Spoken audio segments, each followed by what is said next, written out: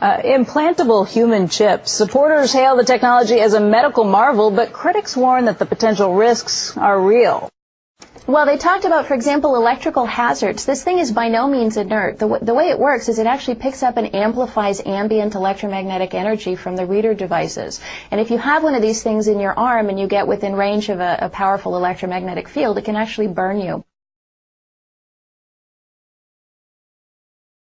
Oh, and by the way, it can kill you if you get out of line. A closer look at the who and the why behind this idea.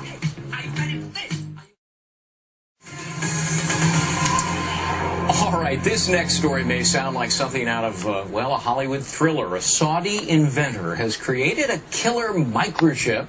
It's designed to track terrorists and criminals and, well, you can think of somebody.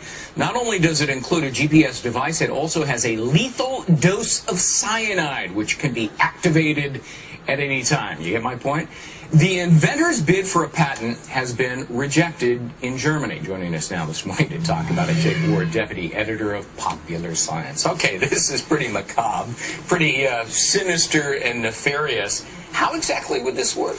Well, there's a category of technology that involves GPS tracking systems being shrunk down to the size where you could actually implant it surgically. And we've seen a number of applications for this.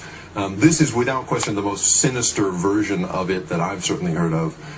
You know, and the notion of tracking criminals is not new, but the notion of killing them remotely, I think, is a whole new thing. Yeah, and Germany says, look, we're not going to approve this. That's because right. For that very purpose. And apparently, in some of the paperwork in applying for the patent, you know, you could track fugitives from justice, terrorists, illegal immigrants, criminals, political opponents, defectors, and Saudi Arabians who don't return home from pilgrimage. It's a little bit wild. I agree. I mean, the thing about you know, this kind of patent is Germany has very tight laws about making sure that you're not registering something that really is just a bad idea, a scary idea. And in this case, this guy obviously has some very strong feelings about what it would be used for, but it just seems a little outlandish. Yeah. Well, terrorist groups might be interested. I'm sure they'd be happy to grant their own form of a patent for that. Sure.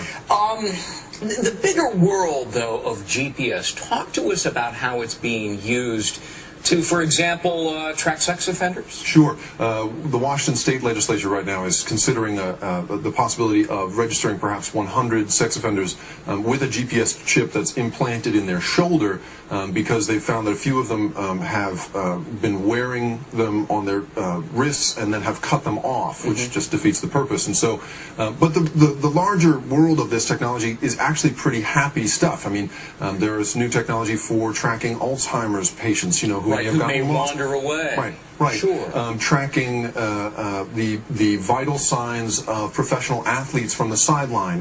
You know, there's been a couple of cases in which, you know, football players have collapsed of heat exhaustion, and seeing the early warning signs of that, there's technology that sort of allows you to do that remotely. You know, even something as benign as keeping track of your dog, you know, a radio frequency tag implanted in your pet, the vet, you know, finds a stray, scans it, and finds its rightful owner in an instant. Yeah. Do you see an explosion of the use of GPS devices? And obviously a lot of people are concerned about an intrusion of privacy. Absolutely, sure. I mean, I think that there is a trade-off there, and obviously this you know, the inventor who filed for this patent has gone across the line in terms of privacy. But the use of GPS in the future will allow you to, you know, you'll never lose your wallet again. You'll never lose your keys again. Right. It's that kind of stuff where you're going to, you know, you'll be able to beep any object you own, you know, and find it in the house. And so, you know, there's the vicious expression, and then there's the really, really helpful expression that I think we'll see in the future. You know, I lose socks in the dryer. I don't know how that happens. Maybe that would help me in that regard. Thanks. Jake Ward, deputy editor of Popular Science. Interesting stuff. Thanks very much. I've got my little buddies microchipped. Baby do you really? Yeah. Yeah. I do, just in case they get away, and then you bring them and you take them to like the checkout counter at the grocery store, and you scan them, and then they say, I belong to Megyn Kelly. That is very cool, yeah. Their chip has been approved by the FDA as a Class 2 medical device in order to identify high-risk patients in an emergency situation. It's elective, it's voluntary, and it is certainly critical to the evolution of information technology in healthcare. Go ahead. You have one in your arm right now. That's correct. Where is it? It's in the upper right arm. It's a simple injection process, just like getting a shot of penicillin. Is it painful? Not at all. They numb the area slightly. You don't feel it. They put a Band-Aid on it. Within 2 days, you don't even know it's there. And can we, I don't know, did you get a good shot of this, Peter, the chip? I don't know how tight you can get on it, but these are small, and you've got a scanner with you right now. That's correct. Right? This is the passive scanner.